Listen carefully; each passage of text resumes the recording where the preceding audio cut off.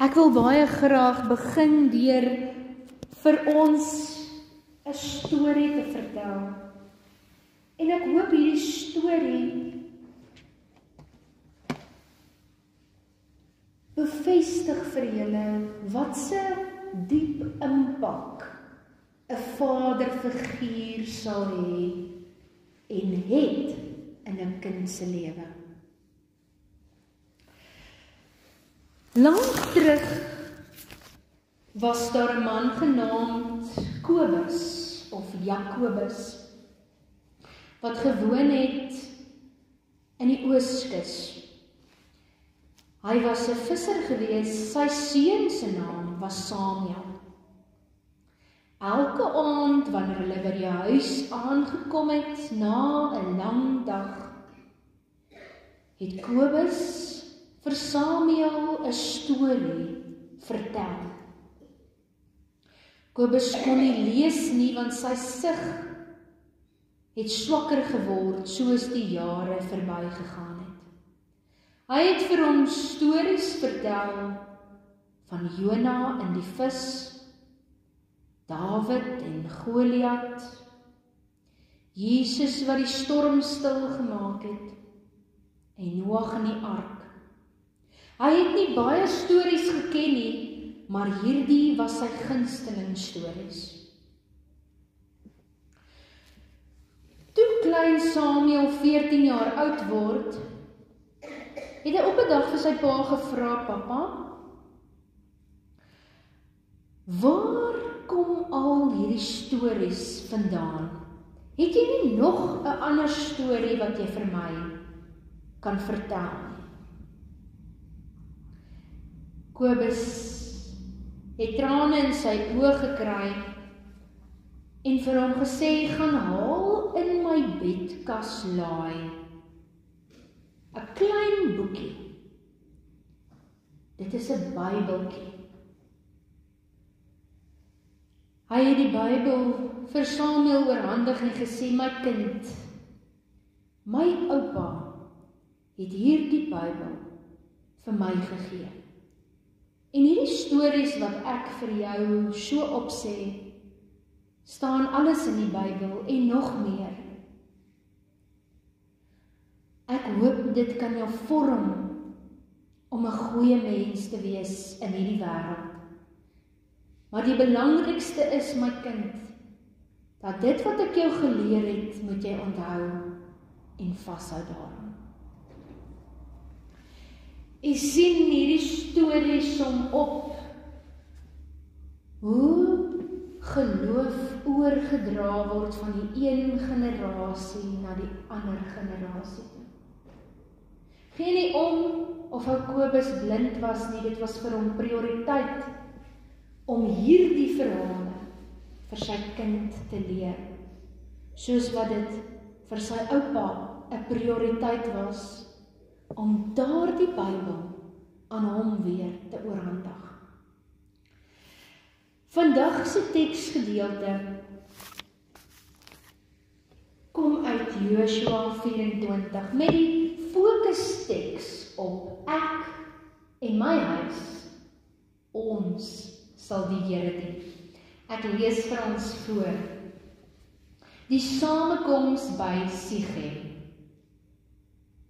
Joshua het al die stamme van Israel bymekaar gebring in Sichem. Hy het die leiers van Israel, die hoofde, die regters en die amptdraers geroep. En hulle het hulle plekke kom inneem in die teenwoordigheid van God. Toe sê Joshua vir die hele volk, "So sê die Here, die God van Israel. Lank gelede het julle voorvaders, onder hulle was Terah, vader van Abraham en Nahor, anderkant die Eufraat gewoon en hulle het ander gode gedien. Ek het julle voorvader Abraham anderkant die Eufraat geneem en hom die hele Kanaan laat deurgaan. Ek het hom baie nakomelinge gegee. Aan hom het ek vir Isak gegee, aan Isak vir Jakob en Esau. Aan Esau het ek die Seirberge gegee om in besit te neem, maar Jakob en sy nageslag is af na die Egipte toe. Ek het vir Moses en Aaron gestuur en ek het Egipte met rampe getref soos ek dit goed gevind het. Daarna het ek julle uitgebring. Ek het julle voorvader uit Egipte gebring, en toe hulle by die Rietsee kom, het die Egiptenaars hulle agtervolg met strijdwaans en ruiters. Julle voorvaders het na my geroep om hulp, en ek het dit donker laat word tussen julle en die Egiptenaars, en die see oor die Egiptenaars laat kom, sodat dit hulle bedek het. Julle eie oë het gesien wat ek aan die Egiptenaars gedoen het. Daarna het julle lank in die woestyn gebly. Toe het ek julle gebring na die land van die Amoriete, wat oos van die Jordaan gewoon het. Hulle het teen julle oorlog gemaak, maar ek het hulle in julle mag oorgegee, sodat julle hulle land in besit kon neem. Ek het hulle uitgeroei om vir julle plek te maak. Toe Balak, seun van Sipor en koning van Moab teen Israel oorlog wou maak, het hy vir Bileam, seun van Beor, laat roep om 'n vloek oor julle uit te spreek, maar ek het nie na Bileam geluister nie, en hy moes julle teen wil en dank seën. So het ek julle gered uit die hand van Balak. Julle het deur die Jordaan getrek en by Jerigo gekom. Die mense wat in besit was van Jerigo, die Amoriete, Ferisiete, Kanaaniete, Hetiete, Girgasiete, Jewiete en Jebusiete het teen julle oorlog gemaak, maar ek het hulle in julle mag oorgegee. Ek het al van tevore die 2 Amoritiese konings laat moed verloor, en dit het hulle voor julle uit verdryf. Nie julle swaarde en julle pyle en bo nie. Ek het julle 'n land gegee wat julle nie bewerk het nie, stede wat julle nie gebou het nie, maar waar julle kon gaan woon. Julle eet van wingerde en olyfboorde, wat julle nie geplant het nie. Betoon dan nou eerbied aan die Here en dien hom met opregtheid en met trou. Sien af van die gode wat julle voorvaders anderkant die Eufraat en in Egipte gedien het, en dien die Here. Of as julle dit nie goed vind om die Here te dien nie, kies dan vandag wie julle wil dien. Die gode wat julle voorvaders gedien het, anderkant die Eufraat, of die gode van die Amoriete en wie se land julle woon? Wat my en my familie betref, ons sal die Here dien. Die volk het geantwoord, ons dink glad nie daaraan om die Here te verlaat en ander gode te dien nie. Dit is die Here ons God wat ons en ons voorvaders uit Egipte, die plek van slawerny, gebring het. Hy het daar die groot wonders voor ons oë gedoen, en hy het ons beskerm op die hele pad wat ons gekom het, en teen al die volke, deur wie se gebiede ons getrek het. Die Here het al die volke voor ons uit verdryf. Die Amoriete wat in die land gewoon het, ook ons sal die Here dien. Hy is ons God. Ek lees vir ons tot sover. Geseënd is elkeen wat die woord van God hoor en wat sy en haar lewe daarvolgens dan inrig. In hierdie gedeelte lees ons heel eerste van Joshua wat al die stamme bymekaar gebring het. Met ander woorde, hy het 'n volksvergadering gehad. En interessant genoeg by Sichem. Waar onthou ons vir Sichem? As ons dink aan Sichem, dan dink ons aan Abraham, daar in Sichem met die Here aan hom verskyn.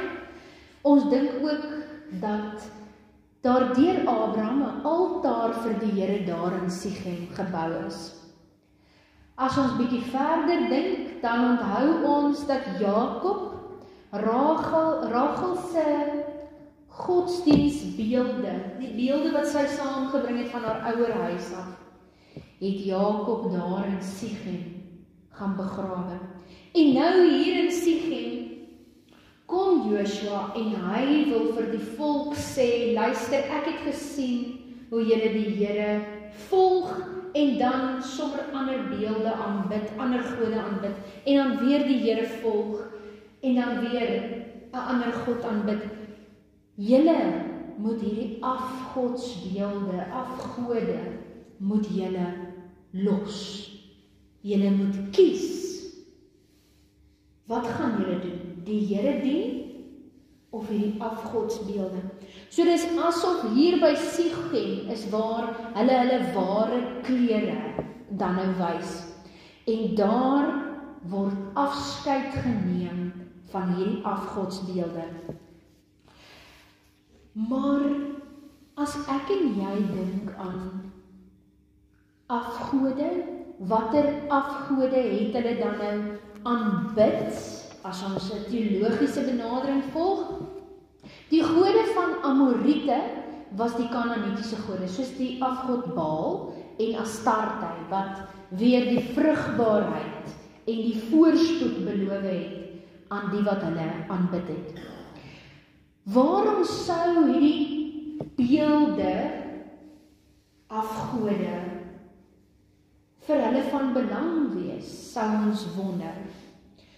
Hulle sit in 'n argaïse, 'n patriargaliese struktuur, waar vrugbaarheid en om sekuriteit te beleef belangrik is.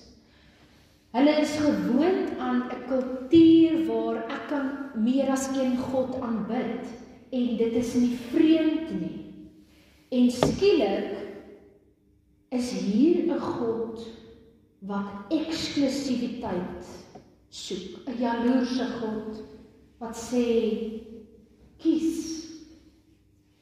Gaan jy my kies of ander afgode? As jy my kies, kies jy my, dan kan jy my nie aanbid saam met hulle nie. As jy hulle kies, kan jy hulle almal saam aanbid. En wat dalk aantreklik kon lyk, was die klomp gode wat ek gelyk kon aanbid. Maar hier kom ons in die teks, en dan word gevra, wie kies jy? Nou ek wil so ver gaan om te sê, wie kies ons vandag? Ons het dalk nie soveel van ons, het dalk nie 'n intentionele behoefte om nou ewe skielik Boeddha te aanbid, of te wonder wat is Hindoeïsme nie, maar daar is afgode. Dink aan sukses, om suksesvol te wees. Party mense maak 'n afgod van om suksesvol te wees. Ek jaag hierdie na. Om finansiële sekuriteit te hê. Ek fokus so om te werk dat ek vergeet van God. Sosiale status. Dit is die nuutste. Mense wat probeer om sosiale media so te gebruik, dat dit is wat vir my prioriteit vat in my lewe. En skielik vergeet ek, God is veronderstel om eerste te kom, om die hoof te wees van my huis. Wanneer ons dink aan hierdie verhaal wat ek vir ons gelees het, dan dink jy, hoe besonders is dit nie? Hierdie geestelike leier, hierdie pa, wat al is hy blind, leer hy sy kind nog steeds van God. Wat kry ons by Joshua? Ons kry 'n geestelike leier, wat voor die hele volk vir hulle sê, ek en my huis, ons gaan die Here dien. Daar waar God sê, kies die afgode of vir my, gaan hy en hy kies. Voor 'n skare, voor 'n volk, neem hy daai besluit. As hoof van sy huis, neem hy daai besluit. Onthou, as 'n man gepraat het in hierdie konteks, en hy sê, ek en my huis gaan die Here dien, dan het hy bedoel, my vrou gaan, my kinders gaan, my diensknegte gaan, almal wat afhanklik is van my, so my ma, my sissies, almal wat afhanklik is van my, gaan die Here dien.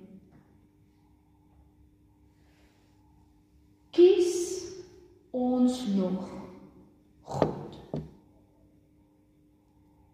En as ek dit vra, dan is dit eintlik 'n vraag wat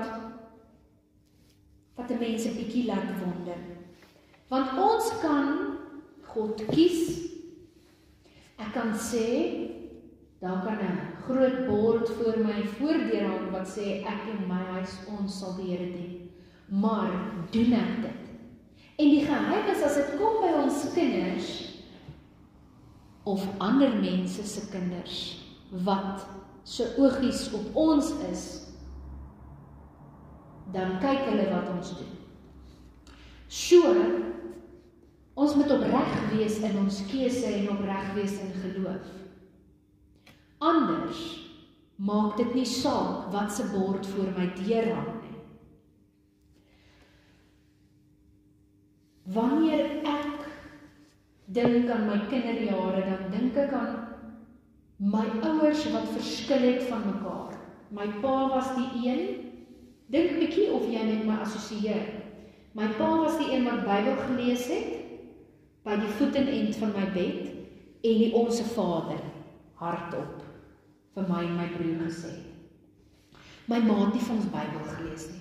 Sy het katekese gegee, en as jy haar in die oggende gesoek het, was sy by die eetkamertafel met so hengse lig. My arme pa wat die lig moes opsit. Sy kan nie lekker sien nie, so hy was in die groot lig, sodat sy kan sien, en sy het geskryf in die boekie, langs aan die Bybel. En party oggende is ek nuuskierig, want ek gaan lees wat het sy geskryf. En wat sy hier geskryf het, was van toepassing op wat hier gestaan het. By my ouma en oupa se huis was dit weer anders. Ons sou soebak, asseblief ouma, vertel van ons die 3 varkies. Of rooikappie. As net voordat ouma ja sê oupa, eers die Bybel.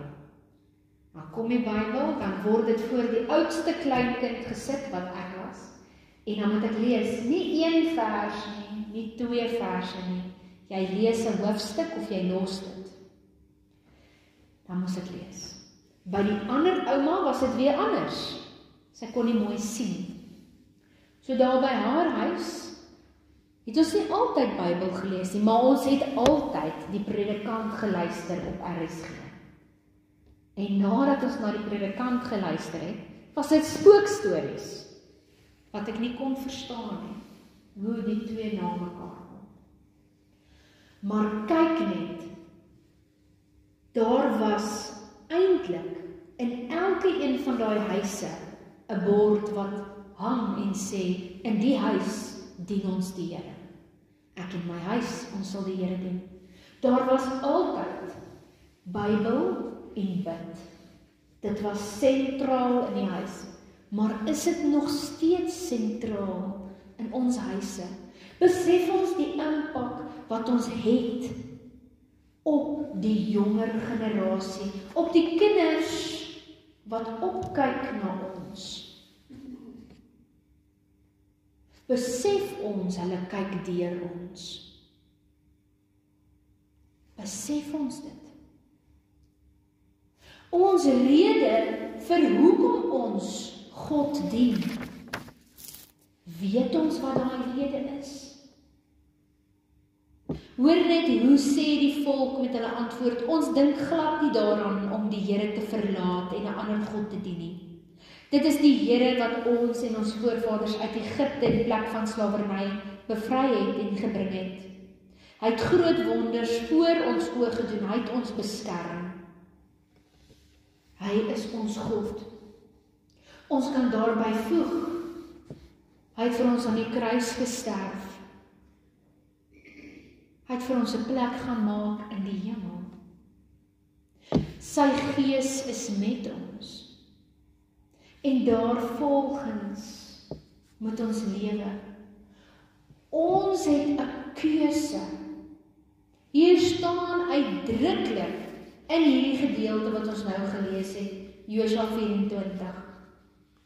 Staan daar. Kies. Kies jy my? Kies jy God? Of kies jy die afgode? Die Hebreëse woord daarvoor is bahar.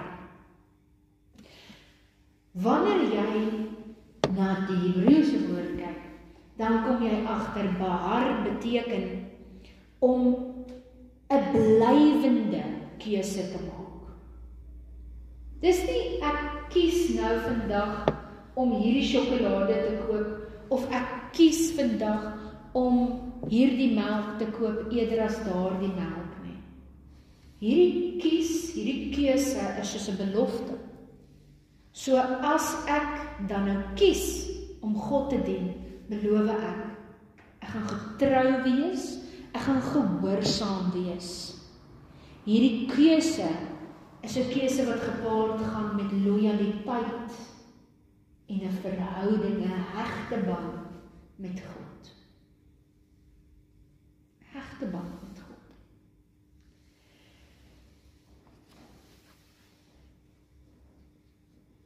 Liewe manne,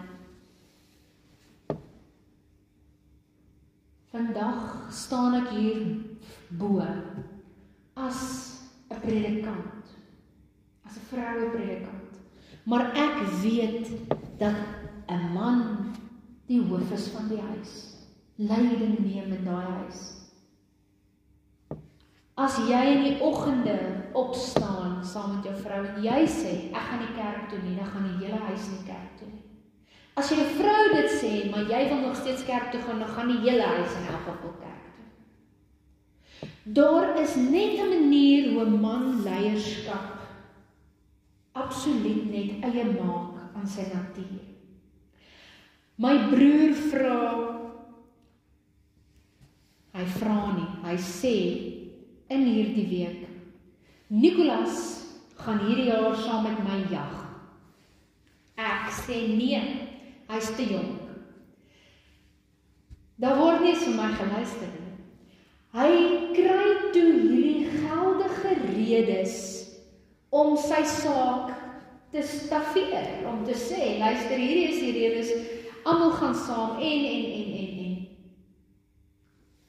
'n Kind is meer geneig om op te kyk na 'n vaderfiguur, om te luister vir 'n vaderfiguur. Ek en my kind kan beklei. Ons kan soos kat en hond beklei, want hy maak nie sy kamer skoon nie. Hy pak nie sy tas reg vir skool en sit sy skoolkleertjies reg vir die volgende dag nie. As my broer, nie my man nie, my man kan dit ook reg kry. As my broer instap en vir hom sê, Nicolas, wat gaan hier aan? Kyk hoe lyk die kamer. Is die kamer skoon en ek en Nicolas maak vrede, want hy verduidelik van my mag nie so praat met sy ma nie. Dit is nie sy kind nie. Dis nie eers sy kind nie, maar dit is sy oom. Die impak wat jy as pa in jou kind se lewe het, wat is dit wat jou kind onthou van jou? Wat jou kleinkind onthou van jou? Wat is dit wat ander mense se kinders onthou van jou? Is jy die oom wat vra, gaan haal asseblief vir my 'n brandewyn en Coke? Of is jy die oom wat sê, jy mag nie so praat met jou ma nie, praat mooi? Wie is jy? Wie kies jy om te wees vir die jonger kinders om jou? Want ek weet van papas wat 'n beter pa is as wat 'n bloedpapa sou kon wees. Die Here stuur jonger klomp oor ons pad. Ons moet dink watter impak het ons in hulle lewe. Want al dink jy, vandag is nie vir jou bedoel nie, glo ek, dat vandag vir elke man bedoel is. Want jy het 'n impak in elkeen se lewe wat oor jou pad kom. En die belangrikste deel daarvan is dat hulle sien, dit wat jy doen, wat jy ook al doen, doen jy met 'n opregte hart. Dat jy eerlik is, dat jy liefde uitleef, dat jy daai struktuur gee, wat soveel van hulle nodig het. En dat hulle kan sien, jy is nie perfek nie. Joshua praat van die volk se swakheid. Jy is nie perfek nie. Niemand is perfek nie. Joshua praat van die volk se swakheid. Maar jy is bereid om gebruik te word deur God om 'n verskil te maak. Mag jou geworteldheid in Christus sigbaar wees vir elke kind wat oor jou lewe kom, of jong mens waarvoor jy 'n rolmodel is. En mag ons selfs al kan ons nie sien nie, die woorde van die Bybel onthou en dit in ons harte koester en dit oor en oor vertel. En mag dit wortels skiet in die mense se lewens waarin ons dit te vertel. Amen. Kom ons bid saam.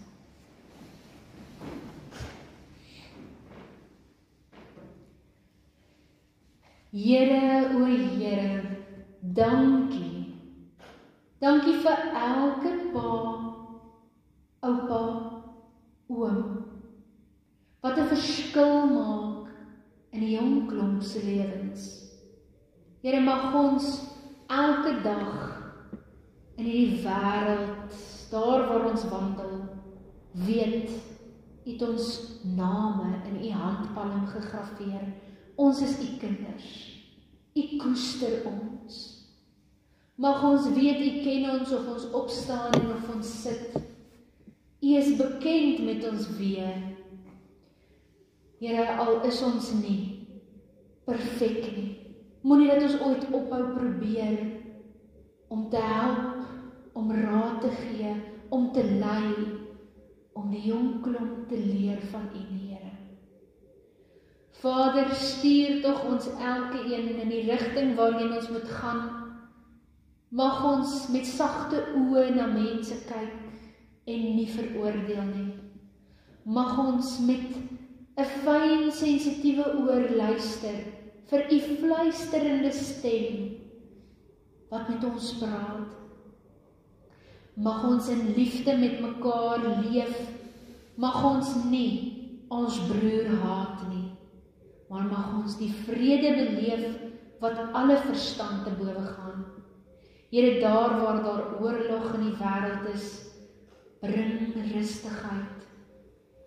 Daar waar daar onsekerheid is, waar mense geliefdes verloor het, bring stabiliteit en veiligheid. Here, U is die een wat 'n lig aansteek en ons volg U. Moet tog nooit dat die donker tonnel te donker raak nie. Laat U lig altyd sigbaar wees vir Kroonstad, Here.